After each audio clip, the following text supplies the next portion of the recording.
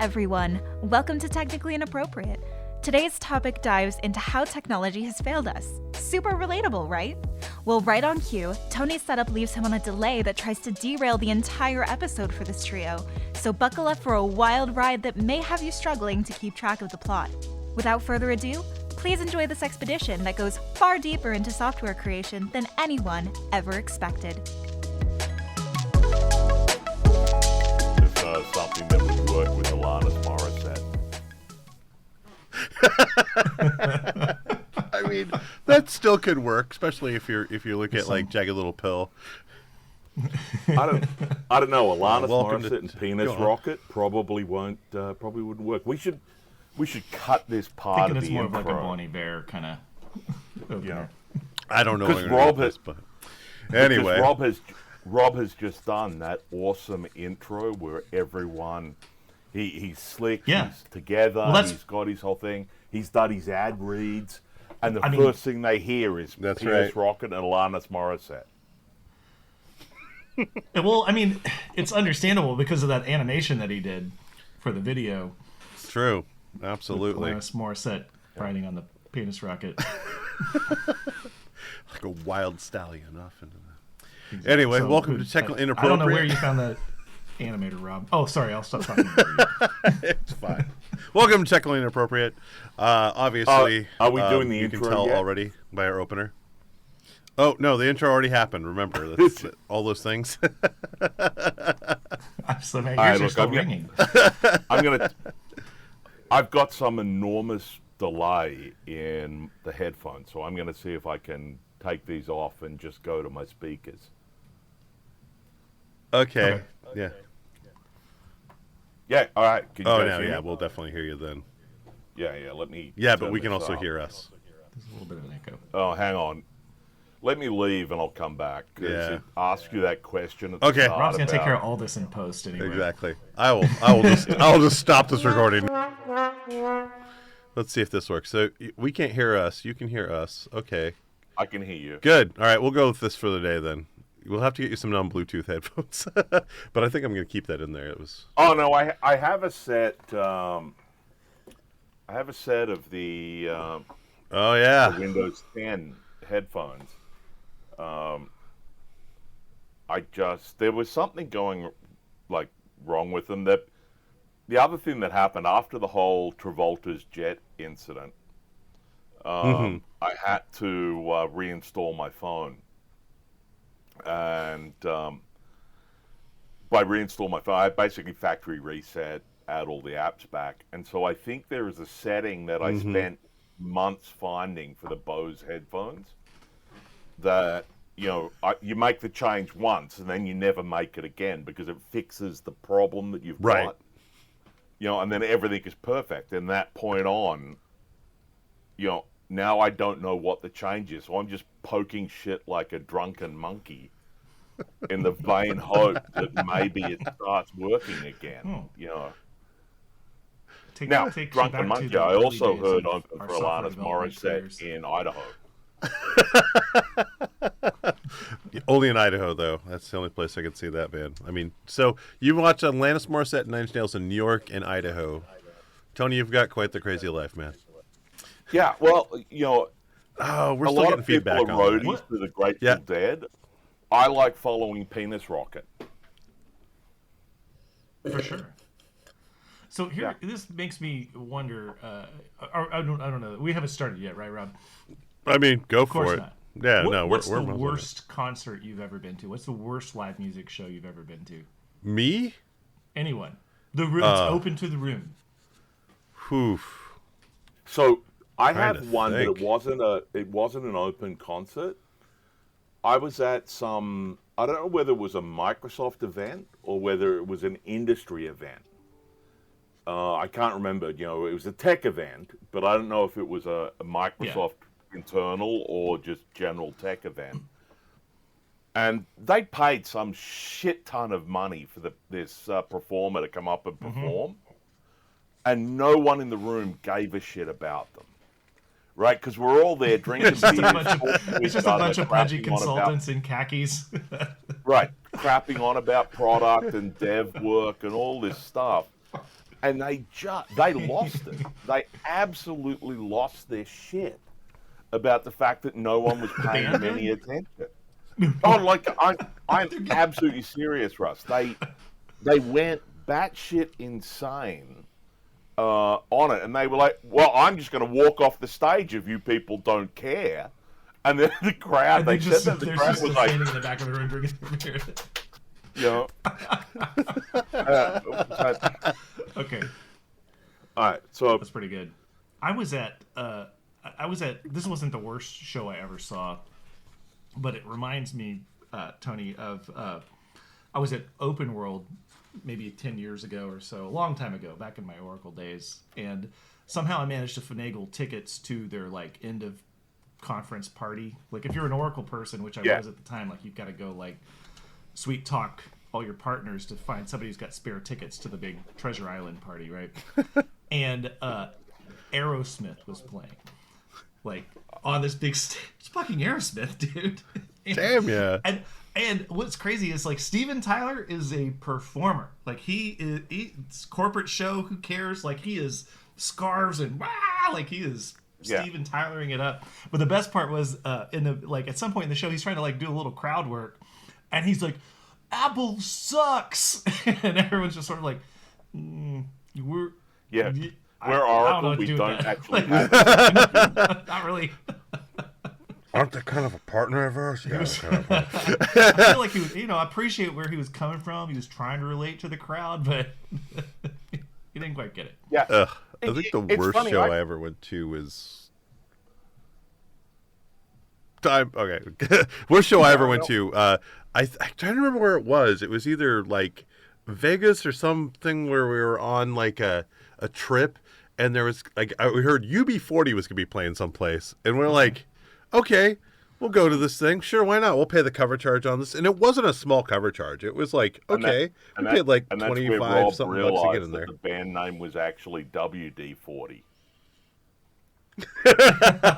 No, it was some tribute band to WD-40. Oh, Not no. even. It's a UB40 cover band. Yeah, and so we're like, this must be the kind of the opening act or whatever, and we're in there, we're having a couple drinks or whatever, we're trying to figure out what's going on, and It's then be confusing too because they're playing UB40 songs, and you're like, this is clearly they not weren't. UB40. And Hello. Hey, Russ. I know you. I'm Sarah. And Nice Russ. to meet you. Hello. Nice to meet you. Yeah, Pleasure. We're only going to be like an hour. It's technology fails. Yeah. So this will drop out at some point, and then Be quick. we're all going to be good. I really am sorry to interrupt your dinner. We can do this week. I couldn't do it any sooner, but in the future I can do it an hour sooner. Okay, cool. We'll do that and see if we can get rock through this. But so we can also, and they were playing like their own music. We can also do a different day. I'm not wedded to Mondays. So if a day works, Yeah, Mondays works for me. So anyway, I want to hear Rob's worst concert ever. But when we were negotiating times early on, I was like, let's do this at my 10 p.m. Because then like my family's asleep or gone or doing their own thing. But what I have learned is I'm in the room right next to the bedroom, and Josie sometimes is trying to sleep. And I'm projecting. You She's stupid like, podcast. I can't sleep until you get The done with fucking this. podcast. So it actually works out better for me if we do it. All right. Earlier. We will do worst earlier. concert ever, Rob, please. No, it's fine. I don't want to talk about it anymore. No. it was WD-40. That's where he was going. Oh, that's right. Yeah. Yeah, but they weren't even playing like UB40 covers yet. They were playing, we got our own music too or whatever. And then they started playing some covers, and we're like, wait a minute. Seems kind of shitty that they play a cover song for the band they're supposed to be opening for, and that's how we figured it out. You're like, this is not UB40. No, I was like, so we just got the fuck out of there. We're like, no, we're done with this. We're out. That was the worst one ever. I've been in a bar where the band playing in the bar was so bad, I was able to arrange a mini insurrection of people that all had their credit cards out and said to the manager of the bar, said like, look, you pay the band, we'll pay you, but you just tell them to stop.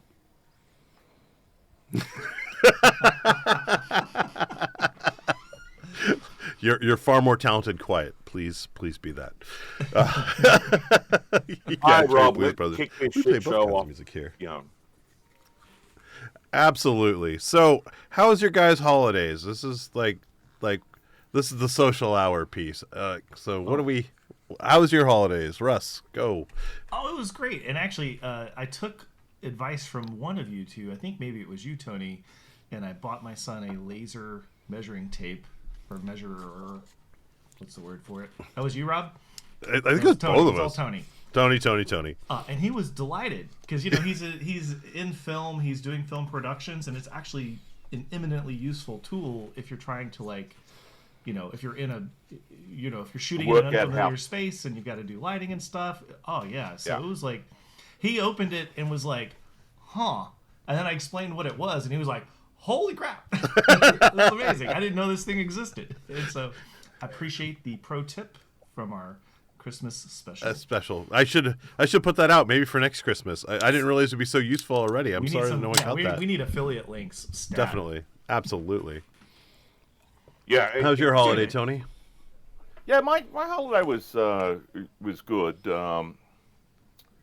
I've had worse. I've had better. Well, actually, no, I haven't had better because I sort of don't like the holiday thing. Well, it's primarily because you've got to go and spend time with family. And I moved 8,000 miles away from my family. And so now I've got to go spend time with other people's families. And it's like... Oh, that's even worse. I'm like, yeah, this is great. I barely like myself. What makes you think I like you? And You got a high bar to clear, sir. but no, it was actually quite good. We were out at our cabin. This is the one that Russ, that Rob and I have been systematically re-engineering. Oh yeah. Destroying. Re-engineering, yes. Re-engineering as Is a that flimsy. what they're calling it now? Well, it's re-engineering as a flimsy excuse to buy new tools, right? And so, Yeah. we were out there, and then they had the big ice storm up here in the Pacific Northwest, and we lost power for 36 hours or so.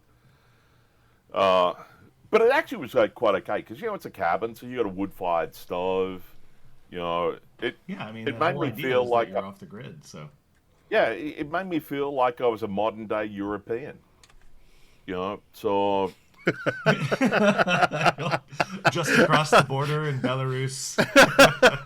Yeah, no power, no electricity, no gas. Yeah, it was. I was like, I'm getting my German on. So Yeah. Were you like It- digging it a was- trench out front by the entrance? just wow. the schnauzers. Yeah, What the about you? schnauzers were off. Well, they're German to start with, so they're off in the bushes somewhere, trying to get shit to march on Paris. And I could see that. So, but yeah, it was. What about you, Rob? It was good. I do like the holiday break because it's a chance for you to sort of turn off work and just say, screw it.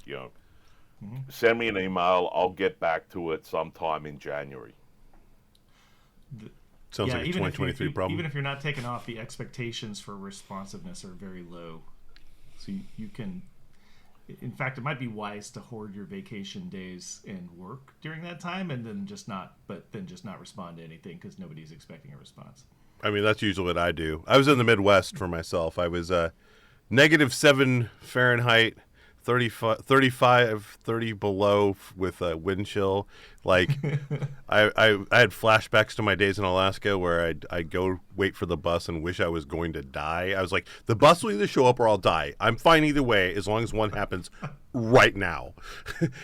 Well, Russ, I sent Rob a text while we were out there, and it was -7 degrees Celsius at the cabin.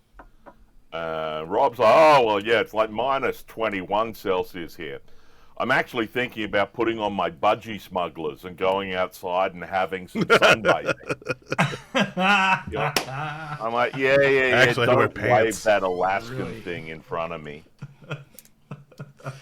Ugh. Yeah, that was like I can be yeah. I can be Alaska macho when I want to be, but no, like everybody there, because I usually just wear shorts everywhere. Like all last winter when I went over there, that was like the first winter that Alice's family got to experience the Rob. I'm just out there in my shorts, whatever, don't care. Alice's grandma was like, "You're a dingbat." And I'm like, "Yeah." This time, no, I had pants on, all kinds of stuff. They're like, "Whoa, you're actually in pants." I'm like, "Yeah, it's fucking freezing out here. I don't do it because I'm macho. I'm always warm. I am not warm now. This is actually cold." I put one of those, Rob put one of those. I've never. One of those little, hand warmers that you rip out of it, slipped it in under his budgie smugglers to keep it looking respectable. Oh yeah, just to keep the salmon heated. Yes, keep just keep the taint warm.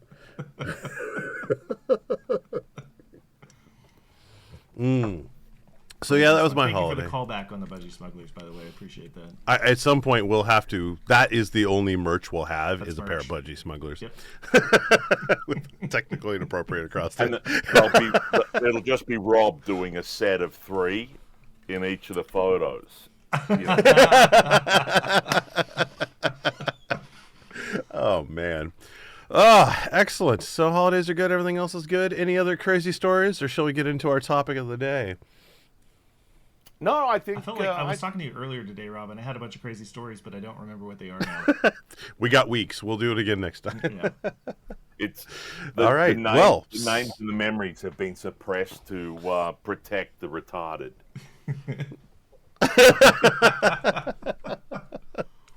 All right. So today's episode, I want to talk about technology failures, things like where just technology has kind of disappointed us. Much like Tony's headphones, I've still been very grumpy about like cell phones and how crappy they've come over the last decade or so. I feel like there's been almost nothing but the same bar of soap look about them. They don't do anything really interesting. They aren't really going anywhere. Just things that have really kind of failed you in time. Like when you look at that, I think this is an interesting topic. topic. What do you want your phone to do? Mm-hmm. Well, we'll get to that. We will get to that. He wants to slide it above the hand warmer into the budgie smugglers and then have the vibrate function right go there on. Next to the budgies. That's what he wants to do. So I thought it was an interesting topic actually when you brought it up, because there's several aspects to technology failures. I think there's what the sort of the higher level view of it, which is I was using technology failed. Then there's the slightly next level in, which is I didn't know how to use the technology and I failed. And then there's the level further down, which is I tried to use technology for something that it wasn't designed for, and it failed horribly, right? And so, I've had experiences. But Tony, level 4 is. Go ahead, Russ. I was just gonna say level 4 is my Tesla is on fire.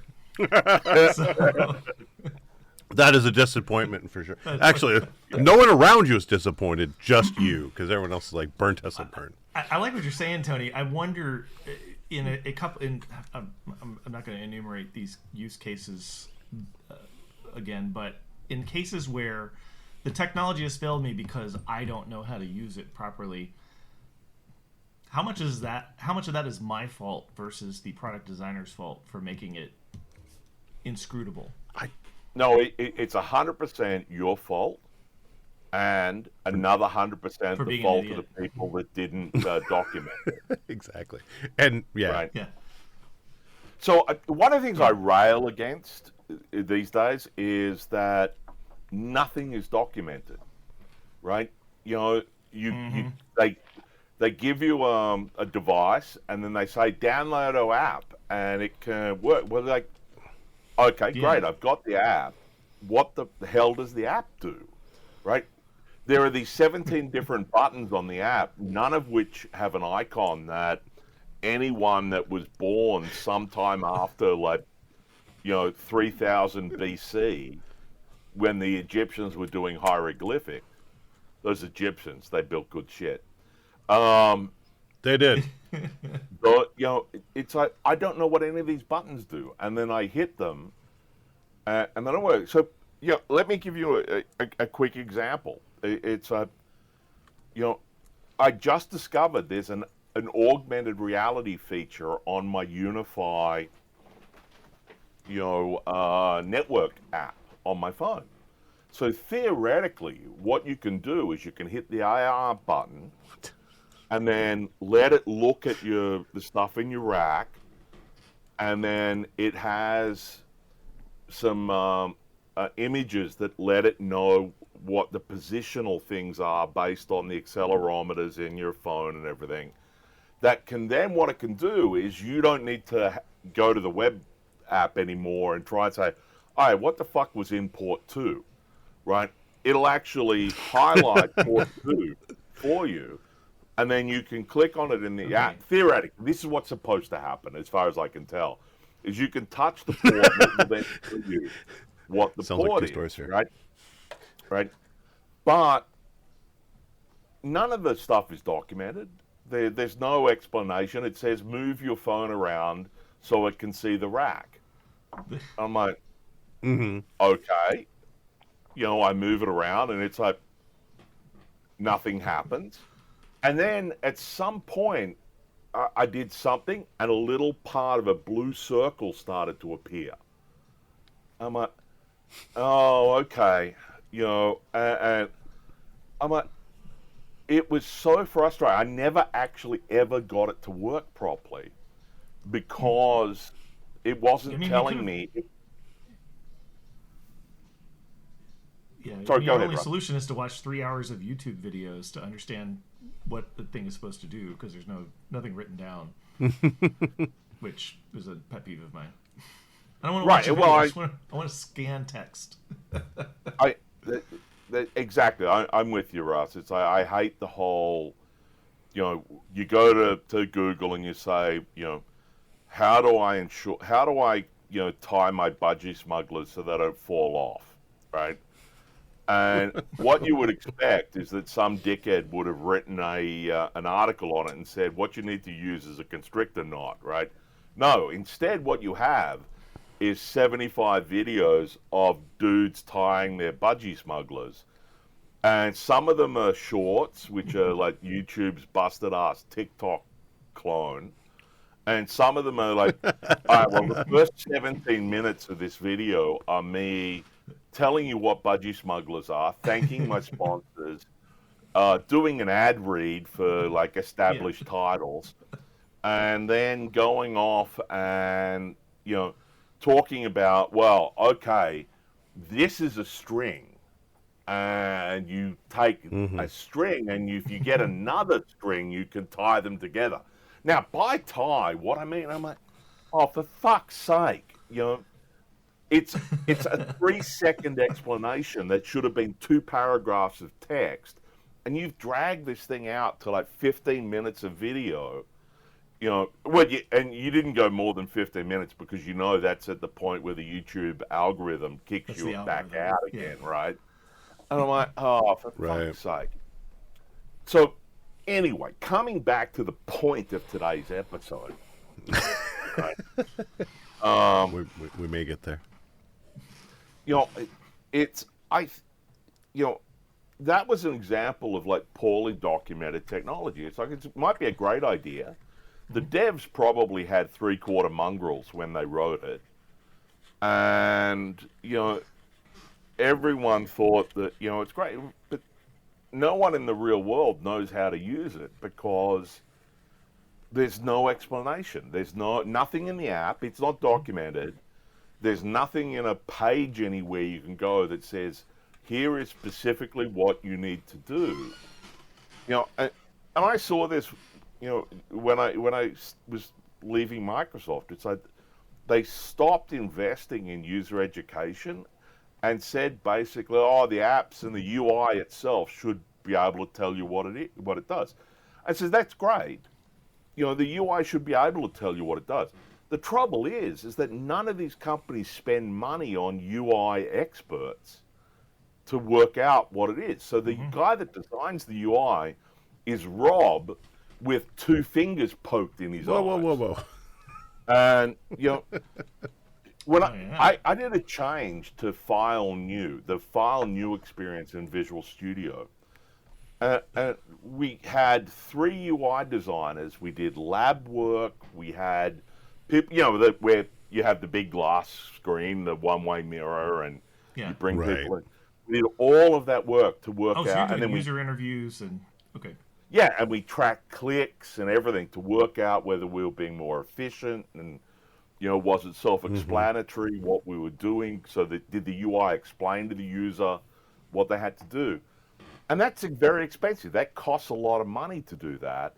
And Microsoft, sure, they could afford it because, they're a multi-billion-dollar company. Microsoft. Right. One Hung Lo's app dev team that's based out of buttfuck Alaska is not going to spend $1 million on UI to go and do that testing.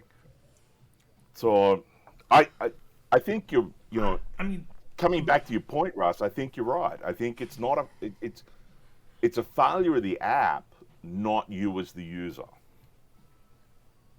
Mm-hmm. Yeah, I do think there's probably a middle ground for mid or small or mid-sized product companies to do more user interviews or user interactions, user research that is just not getting done because, to your point, Tony, it's perceived as expensive, and it is expensive if you're trying to do what Microsoft is doing, which is double-blind, glass wall, A/B, all focus group type stuff. But just having a 30-minute conversation with someone who's using your software or product and saying, "Can I just watch you use this?" Well, I think you can get a lot of insight from that. Yeah. Without it costing a lot of money. I think that was the idea of why they started moving towards telemetrizing everything, right? So they add a lot of things in there where they know, frankly, how many clicks you're doing to get through from one thing to another. Some of it is, how many errors they're seeing coming back. It's obviously either not working or it could be done better. I don't know. It's a good point. But I do remember doing all of those user studies. Right. I don't think telemetry is the solution to it because, telemetry doesn't tell you what user frustration is, right? Yeah. I remember a great story that came, an experience, I lived it, from when we introduced ADO, or Active Data Objects, in Visual Basic, and then we did the .NET version of it, Active Data Objects.net, because, once you get a trademark, you slap it on everything. And that's right, Tony.net. We built this thing, but the devs and the program managers that were involved with it, they did speak to users. They did chat to the people that they were, that they interacted with. Yeah, but those guys, those people they spoke to were the top tier of people that they spoke to. And, they knew everything. They understood everything. And they were like, well, we need a 3-tier model here. Ideally it should be N-tier. We should be able to have multiple layers in the middle, blah, blah, blah. Right? And so they built this thing. And I remember watching the actual user test. They went and got users from here in Seattle, and they put them in the room with the silver mirror, the one-way mirror and everything.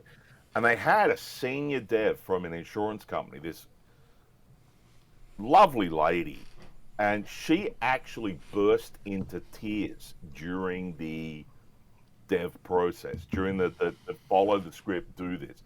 She actually burst into tears because she couldn't do what they were asking her to do. And she thought she was a power user. And she was. Like, let's not get it wrong. She was very competent and everything. But the thing they had built was so wrong because it was targeted at the wrong people. And I remember in the meeting with the other PMs afterwards, they're talking about how, we can tweak this, we can tweak that. I'm like, look, you fucks. When a customer bursts into tears using your product, that's nature's way of telling you the design is wrong. This is so right. You know. Yeah, that's needs awesome. to be put out of its misery. Yeah, no kidding. Yeah, but that's the problem, Rob. Is when you talk to like segmentation and understanding your market is so important to understand the data that comes back. And that's why I don't think telemetry can deal with that. Because to make telemetry work, you have to cut all the personally identifiable information off it, right? Because otherwise nobody would sign up for it, right? And so you don't know, are all the failures coming from your top 1% of users, or are they coming from your bottom 1% of users, right? You know, in terms of skill in using your product. You don't know that. Now, you can proxy it by saying, well, somebody that does a lot of backspaces is probably somebody that's not a... But, you know, look, me. I was... Yeah, right, I've been there, I've done this, I've looked at a lot of, like, stuff. You know, we instrumented the crap out of Visual Studio, and it was hard to tell from the instrumentation that what was valuable from a design perspective versus what was valuable from, like, let's not make it fail, right? You know, click OK, fail, that telemetry is perfect because it can tell you what the situation was, what happened, what the error was, and so on. But what choices did they make to get there? Well, you can go back a little bit of, well, why did they choose that, though? Was it a string of text in a dialog box that led them to pick A or B? Well, you don't know that because you don't get what's in the mind of the person. And, you know, it's really fucking hard to do that. And that's why it's expensive, you know, to do this sort of stuff and get that data. You've got to put people in a room, you've got to watch them, and you've got to do it in a way, and you've got to ask them to do things that don't lead them down the path, right? You can't get there and say, you know, for like, you know, the data example, you can't tell them, now add a middle tier data object or add a middle tier business object, because you've now told them that the business object should be in the middle tier, and when they look at the, you know, the menu, it says middle tier or it says business objects, they choose that, right? What you've got to tell them is to say, well, implement a 10% sales tax on all of your orders, right? That should be a middle tier business object. That's not a data tier thing. It's not a client thing. It needs to be a middle tier business object. You know, but you didn't tell them where to stick it. It's a real hard problem, you know.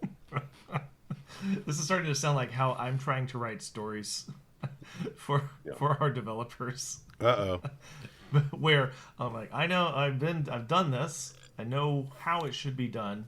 I'm trying to articulate the problem I want solved without explicitly telling you how it should be solved, even though I've got real opinions about how it should be solved. Oh no, fuck that. So you need to tell devs exactly what they need to do because otherwise they'll go rogue and implement some random shit, right?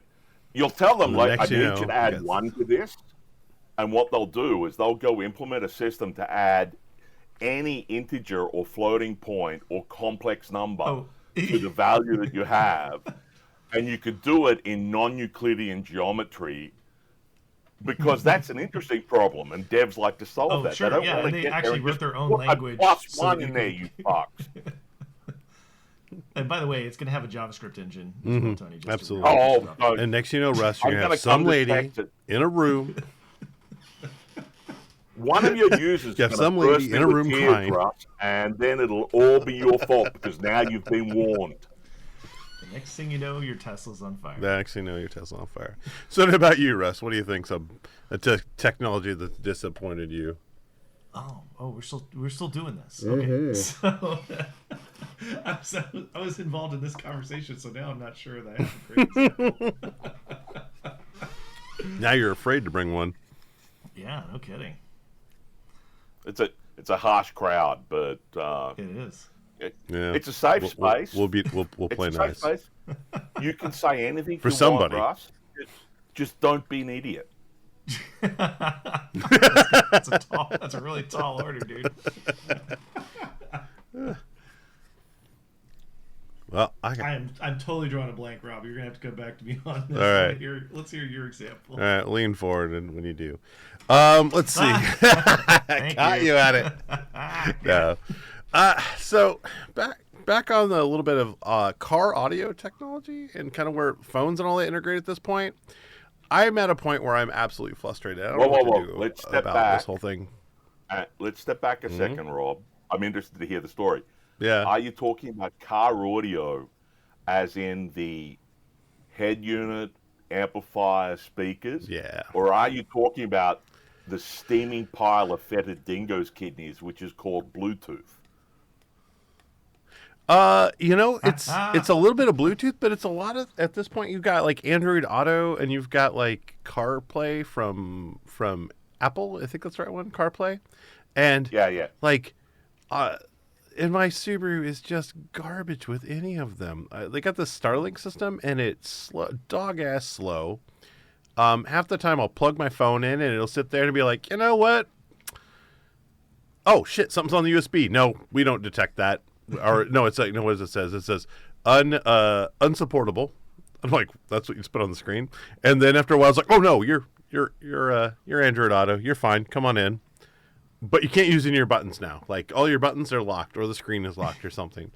And I'm just like, how the fuck did we get here? It's literally just a pass through over a USB. Like, give it to the phone and get the fuck out of the way. Because the problem is test matrices, right? You know, you've got one head unit that accepts an input, you know, and they test with 3 phones, right? They test with an iPhone, they test with a Pixel, and they test with a Samsung. And if you have anything other than that, you know. But that's what I have. I have all 3 of those. All right. Those are the 3 phones I have. Let's step back again. You are just one of life's victims, right? I am. Please whip me. So,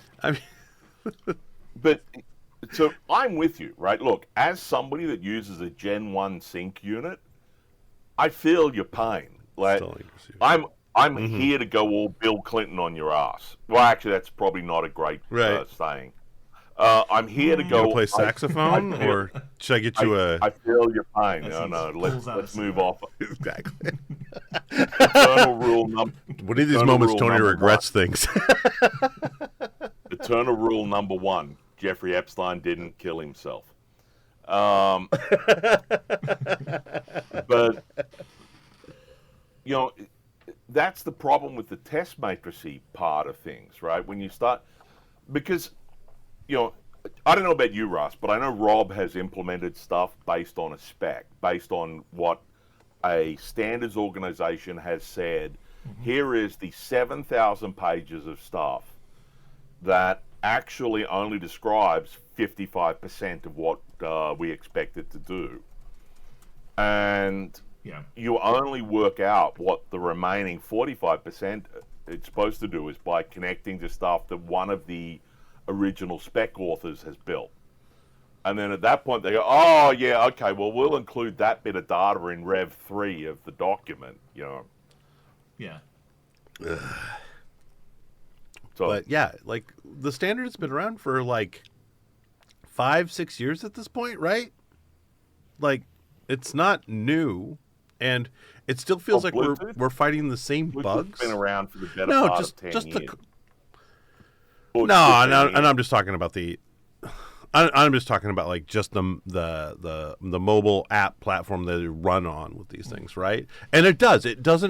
But you're not wrong. It doesn't just take over the USB plug. It also takes on Bluetooth for some reason. It needs both. Like I have to have Bluetooth and connected through USB to make all this shit work. I mean, what the fuck are we doing with this stuff? Like they can't get this like figured out. It's driving me insane.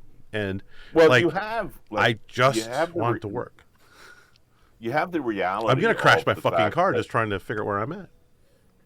You have the reality of the fact that when Bluetooth came out, it didn't have a particularly high bandwidth.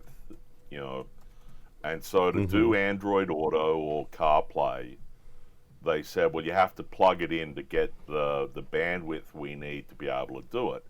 And that's why you have bunches of cars which don't support Android and CarPlay over,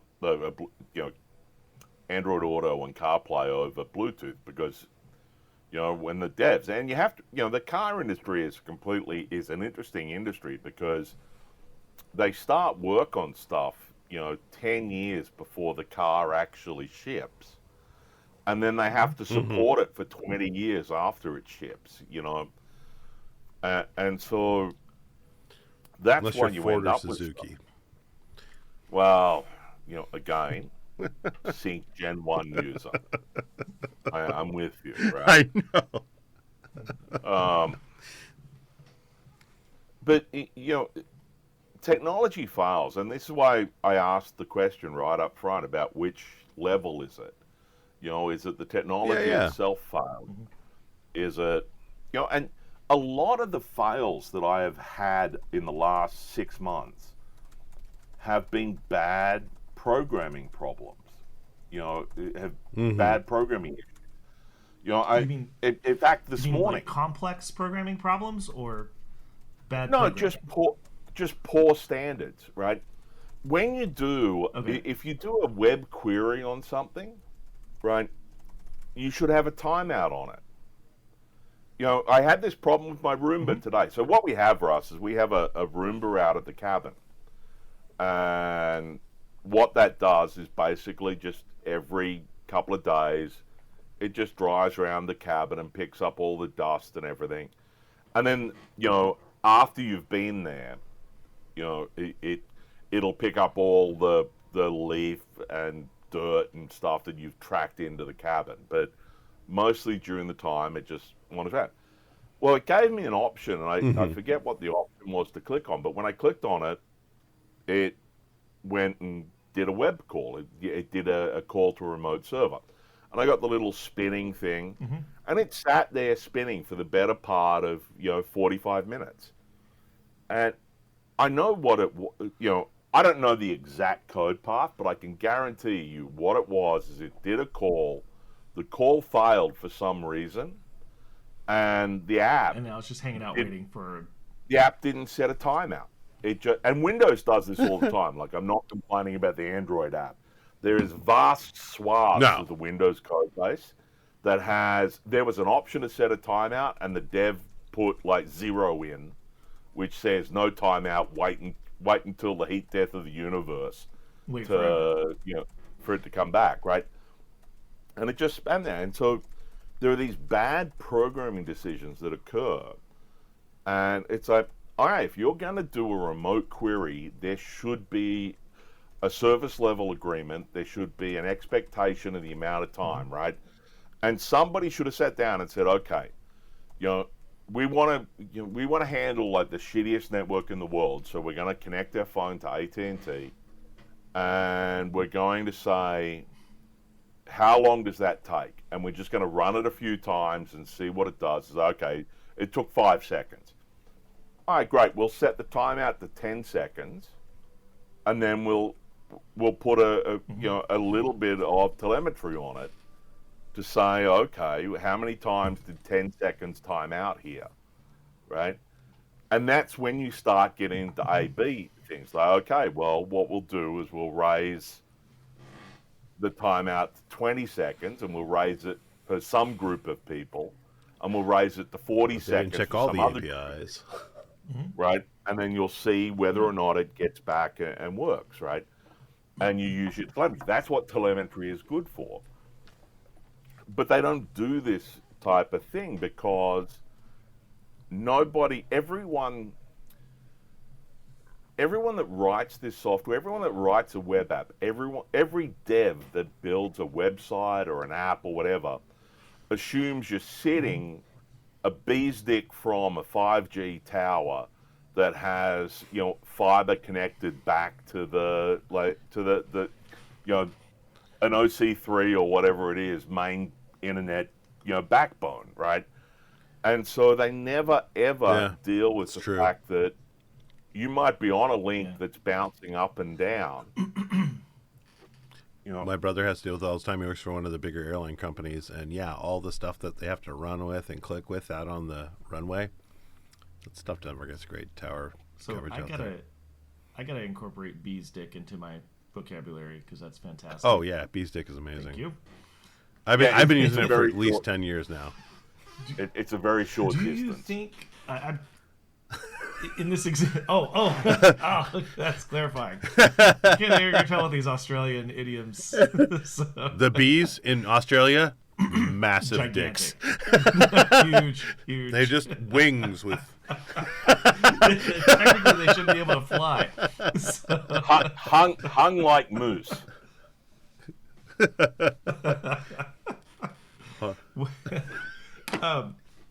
You were going to say now I'm off track.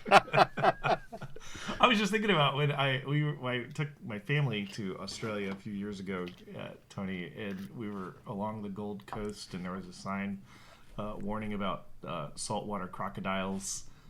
We were in some river estuary that was feeding into the ocean, and one of my kids was freaking out, and I was like, "Don't worry, the sharks are going to eat you before the alligators do." There was there was a great Forex ad, which is a Queensland beer. Because Queenslanders can't spell, so they use 4 X's. And the ad basically was a guy that, he dropped his 6-pack. They were out fishing in a big flooded area, and he dropped his 6-pack in the water, and he had to go out and get it. And he asked his mate, and he said, is it safe? And the mate said, "Oh yeah, it's fine. Get the beer." And I said, "What about the crocs? The saltwater crocs?" He's like, "Don't worry about them." Yeah. And he opens the 4X and starts drinking. He says, "Sharks ate them weeks ago." Yeah. Lovely. That's it. So, do you ever think of a technology, Russ? I do, but I actually wanted to come back to what Tony was talking about in this example of programmers not putting a timeout in, or what seems like fairly simple. It sounds like this happening even at a large enterprise like Microsoft, right? Maybe it's less. Maybe that is or isn't surprising, but I'm wondering where does the responsibility lie in requiring that timeout be in place? Is that happening at the when it's being spec'd out? Is that a responsibility of the developer who's actually implementing it? Where in the chain? Because it's almost like it's the tragedy of the commons, right? Yeah. Or it's a diffusion of responsibility, maybe is the word I'm looking for, right? Nobody said it has to have a timeout, so nobody put it in. I'm sure the spec. So I'm just wondering where do you think in the process that needs to be specified? You end up with, I think, 2 answers, right? You end up with the program manager answer, which is it's just good code quality for you to write code that way. I don't need to tell you to put a semicolon at the end of every line, right? When I tell you to do a connection, the expectation is that you've written error handling and done all that stuff. And then on the flip side, we're expecting you to use industry best practices, even though those are not spelled out or defined in any clear way. But right. A simple way to respond. Yeah. It's a bit of a hand wave, right? And then there's the dev side of things, which is generally it comes up when they get blamed for not doing it properly. And then their response is, well, you didn't tell me to do it. It's like, oh, come on. Actually, they probably did. They probably did if they, like, because what usually happens is whatever you write is written on top of someone else's standards. And so you get this layer cake that at some points becomes a layer cake of shit, right? Like, you have the original standard that says, like, we're going to do this, and the expectation is responsive this time, or we just give up, right? And so the thing that's built on top of that goes, oh, well, that's how that standard works, but I'm going to build it like this. I'm going to do this one little thing that's a little different, or whatever, right? And then maybe I don't actually, like, keep an eye on the API, and like when that socket closes and gives up, we didn't actually do proper with our memory, and then the next layer above that's like, oh, well, that guy goes back to what Tony said at the beginning. No one wrote the fucking documentation for this thing, which is built on this other standard. So now this layer cake is shit till finally you're like 3 layers up on top of the socket that gave up a long time ago, and somewhere in here someone didn't actually clean up any of their memory, and then the person above here is just like, well, I'll wait forever because no one told me I should actually time this out at some point, and now you got this whole and chain of responsibility is insane. Right, they're like, I'm a program manager, I'm not a dev, right? There are far smarter devs than I am that can talk about, you know, how do you flow errors up a stack properly? You don't throw exceptions. How do you do all that handling? Blah, blah, blah, right? But that's what Rob's saying is the reality is that, you know, you're programming against a particular API that has no timeout on it. But at some point in that stack, there is a timeout capability specified. And the devs that wrote that intervening piece either just ignored it, ate it, did whatever, because they say, oh, it'll never time out. You know, we're right under the tower. Yeah. We've never seen it time out. You know, so we'll just assume it never times out, right? That dev that's on the top, that's writing against that top level API, they don't know. The dev that's responsible has already taken their enormous bonuses and layoff packages and has left to go work for a different company. And so, right, so nobody really knows what's going on in there, you know, and so that's where you end up with the bug case, where somebody enters a bug saying, like, this thing never times out, and then, you know, typically the dev lead will give it to the most junior dev because it's a shitty problem to debug. And, you know, they don't want any of their more senior guys that, you know, can annoy them. So, you know, your intern dev will be responsible for going to find what the issue is. And then when they find it, this is their project for the summer. Right. They'll log a bug against the team that owns the code. And then none of those devs want to fix it because it's not interesting. And so what they'll do, and this comes back to me at this point, because then it'll go to some program manager that will say, well, yeah, that's a priority 5, nice to have bug that we'll fix sometime in 3037.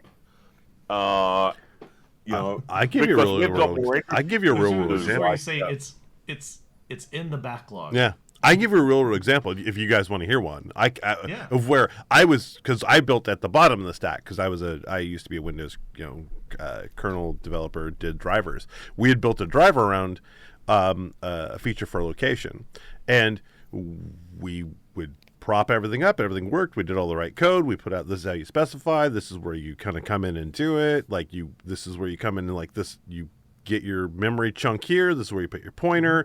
You get that information back, and then it works. Well, we were having crashes in kernel, and kernel brought us in. It's like, hey, your API is blowing up, and we're like, what do you mean? It's doing something weird. Well, what people were doing that were developing against us, they'd go and go, hey, give me that location. Cool, I'll drop that immediately and go. Because we'd be like, we'd literally give them a full pointer, so they always had access to the location, API. And when we go to return that pointer, they had already walked away. And so we basically have a blown exception all the time because that memory would either, sometimes it would go up and go, okay, and get cleaned up. But sometimes it would get cleaned up before we'd return because we're waiting on a GPS or a Wi-Fi resolver or something like that. And so people weren't using us the way we were specified. And we had made a mistake on how we cleaned up. But just proves people look at it and go, oh, I just need this one little thing. This is how I want to use it. And I'm not saying they're wrong. Maybe we went and figured out a way that we could cover both cases, but like that's not how we were designed or built. And when we send the specification, you're going to come to us. We're going to give you a memory pointer, and you can literally feed off of the COM port for the location you want. And when you're done, you can clean this up and leave. But they were just coming for the first resolve, and they would go away. It was like, oh, cool, that's where I'm at. That's all I care about. I'm out. And we're like, but all this stuff we were going to give you, this is what we do. So, and it's like they were simply not using us the way we respect, and we never thought anyone would like I'm on the lower end of this case. We didn't think any idiot would just come for like one location point. Like that's a lot of buildup for this API. You have way easier ways to get this than use us, but you're using us. Oh no. There is no easier way than using exactly what some other fragment of code did. Right? You know, there was some other part of Windows which actually did it this way, and everyone just cut and pasted the exact same code. I think if you went through Windows, you know, because Windows is 70 million lines of code now or something. You know, if you went through there's probably a good 10 million or so lines of code which would be absolutely fucking identical. You know, because all they've done is gone. Right. You know, and Rob knows, you don't know, but what they've done is they've gone into Slime, they've looked at how the code was written, they've just cut and pasted that into their app or their like API, and then called the lower level APIs the same way that some guy that got fired for incompetence did, because he was the only person he was the first person that used it. You know, well, this is. Sorry, go ahead, Rob. In the applied world, it's the same thing, except you know it's just it's repeated code, but it's copied and pasted from Stack Overflow as opposed to some internal code base, right? Most code comes from Stack Overflow. Swear. Well, GPG chat now. Exactly. It's an interesting point that you know, we would talk about in Visual Studio. We would talk about how our dev processes were not at all like, and Windows would tell us this all the time. Oh, well, we can't do it this way because we're not the same as our customers. You know, and it's like, we'd say that. Yeah. You know, it's like, you don't want to use the tools the way the tools are built. You want to use them some other way. And that's because, the kernel team, bro. You know, that's because, well, no, it existed solely because 7 years ago, your architect had a pissing match with our architect. And therefore, and then you said, fuck you, and went your own way, right? No, we screamed developers, and we got our way. Let's not go monkey dance on this, right? Fair enough. You know, to an extent, I bought into that. It's like, yeah, you know, there's a difference between building your insurance adjusting app and building, you know, the driver layer in Windows. I get the difference between things, but the same problems exist. Just how harsh you have to be in solving them changes, right? Because when Rob's team fucks up the API for location, it doesn't just fuck up the insurance adjusting app. It fucks up every app, every customer in the 2 billion Windows machines. It screws those apps over because location was done. And so it's a hard, again, it is a hard problem. Excuse me. It's a hard problem to be a platform. You know, being an app is easy. Being a platform's hard. And, True. You know, that's I think where a lot of these technology things fail is, and they're bringing it around, gentlemen, I'm bringing it around to like wrap this thing up. See. They want to be, smugglers. platform, but they don't want to have the discipline of being platforms. They want to do the work. Right, and that's, I think, where, like, what you end up with is you end up with these apps that are built by multiple teams, and some team lower down in the app wants to be a platform, and they want to tell the rest of the team to use their stuff, and we're going to be the core platform for the app. But they then, because they're all app devs, they don't think about how to be a platform. They think about, well, like, yeah, okay, we fucked it up. We'll just push an update out and we'll fix that, And yeah. all of this tech debt Not just realizing. gets, just gets stunk over in the rest of the app hierarchy. Makes sense. Yeah, that's a really good callback to Rob's intro where he rapped about how hard it is to be a platform. Yeah, well, no, I agree. Well, I mean, heck, we've had, so twofold. One, this went way deeper into the technical side than I thought we would. We're supposed to be old, and all we talk about is get off our lawn, but I think we went far deeper into the tech of this than I thought we would. And the other one, Russ, got any, or you good? Oh, yeah. Oh, you're talking about tech failure? Yeah. I know we're running out of time. No, we got time. My tech failure is as we were talking, I realized it is, in fact, the Bluetooth headset or earpiece that I use daily is an absolute turd. Yeah. It's like, I like the version 1. It's like a Jaybird Vista. Mm-hmm. And I had version 1 and I loved it. But it's easy to lose the little earbuds, and I eventually lost them, and I got version 2 because, that's surely better, and it's a hot turd. But it's the problem is it fails me in many different ways, but intermittently, and just enough to keep me using it as opposed to just replacing it. Right. That is the what I should best do is just be like, fuck this failure. thing. It's just That is the best enough that type I'm like, of failure. God damn it, it's not connecting, or it's connecting to the wrong device, and it's irritating, but not enough that I'm going to throw it out the window and buy something that actually works. No, I agree. I think at this point we've kind of learned that all the technology failures revolve back to either the OS it's on or the fucking Bluetooth standard it's trying to run against. Yep. Well, no, because Russ has actually brought up. Yeah, Russ has brought up quite a good point, and this is the problem of moving from one version to another. Is, you have a bunch of problems with your V1, right? But you have a bunch of features that your market wants that you need to add in V2. How do you balance fix the problems in V1 so that you can move to V2? And that's, so what I would do in you're right. That's VS a shit I got to deal with every day. I was a PM on, for this is, Rob knows, but Russ, I was a program manager on VS IDE, on the IDE part of Visual Studio.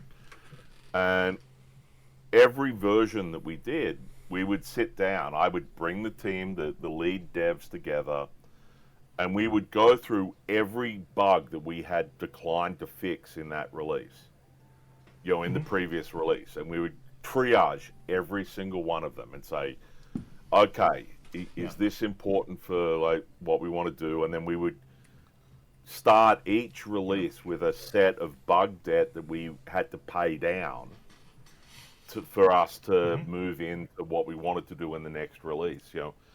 And I'm not saying that Microsoft did stuff very well, because clearly, we shipped Windows ME. And several other products which people probably want to nail my testicles to the wall for. And, but we did have some of that rigor. And then after they fired Rob for just general incompetence. Negligence. Deliberate sabotage, others may have said, but I don't think he was smart enough to think it through that way. And looked all good to me. They switched the whole thing to like this agile model, and then we stopped doing all of that stuff. And so in the years just before I left, we stopped doing that rigor of addressing tech debt and so on.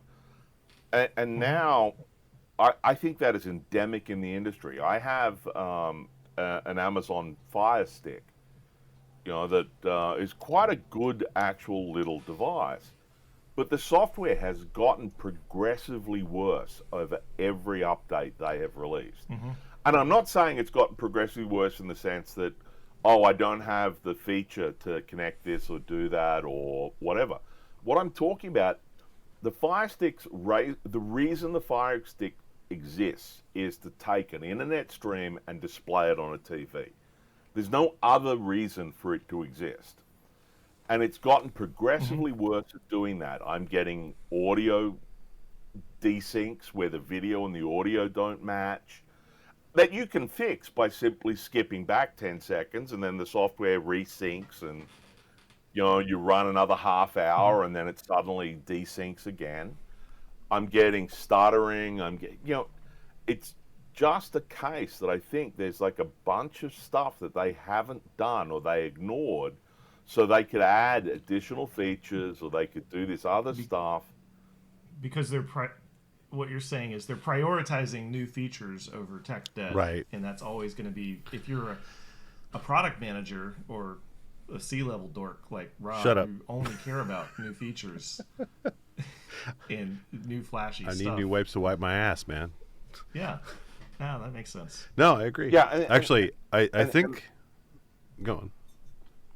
Oh, I'm sorry. And Russ, you're exactly correct in the sense that I used to say, that nobody wanted to be a setup dev at Microsoft, even though it was the most important part of actually getting the product on a customer's machine. Every dev that had to work on setup, they all acted like, I must have a third leg or a fifth nostril or it's an something. Imposition. There's some defect that I have why I work on setup. Yeah. And it's because doing setup shit, doing bug debt, doing that code hygiene, doing all that stuff, that's not sexy. You can't point to something and go, you see that slightly bluer color? It was blue before, but now it's slightly bluer. That's me. I did that. That's the new feature that I delivered. And now you can actually see the text from the background, right? The fact that the app no longer crashes, that's not sexy. Nobody wants to listen to that. And I'm sort of disappointed that we don't, do it this way. We don't focus on code quality. We don't focus on code hygiene. We don't focus on dealing with bug debt. And I don't blame the PMs and the marketing people and the devs, because if the customers wanted that quality, they would demand that with their dollars, but they don't. They want the flashy new thing. They'll cycle it through, and that drives this whole destructive cycle that occurs. We need better customers, which also includes version 2 must surely be better. So I'll just get version 2.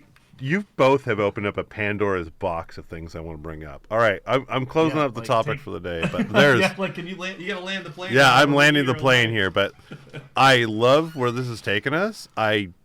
I came in just to complain about a couple of problems I've been having with some things, and I'm really mad at my audio system in my car. I am. I totally am. This thing sucks. I don't think that was where it kind of started. I was just giving an example. I can't remember what it was at the moment now, because I'm so excited about this, where we're taking this. But so one, I've learned we're probably way more geeky than I thought we were. Sorry, guys. And then two, our first merch is going to be Budgie Smugglers. So sorry that's happening. With a little pocket for the hand warmer.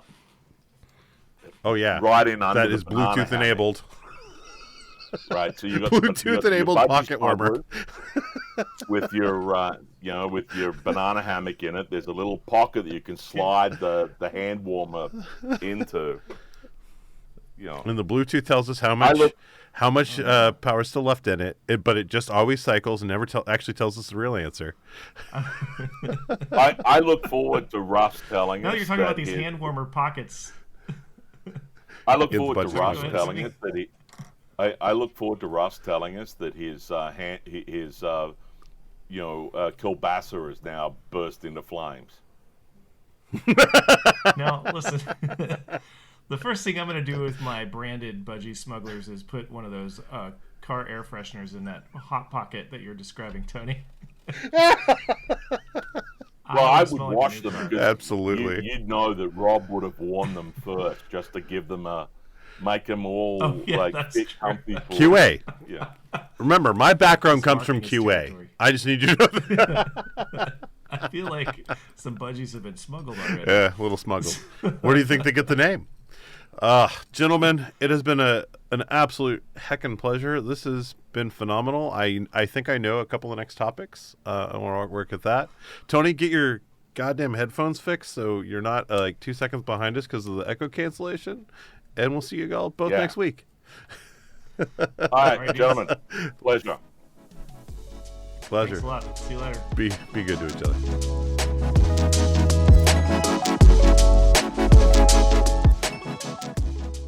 Thank you for giving this episode a listen. I think the moral of this story is that technology might just be better if Bluetooth didn't exist. Be on the lookout for our next episode as our Three Stooges struggle to release weekly. Take care, and we hope you tune in for the next one. Cheers!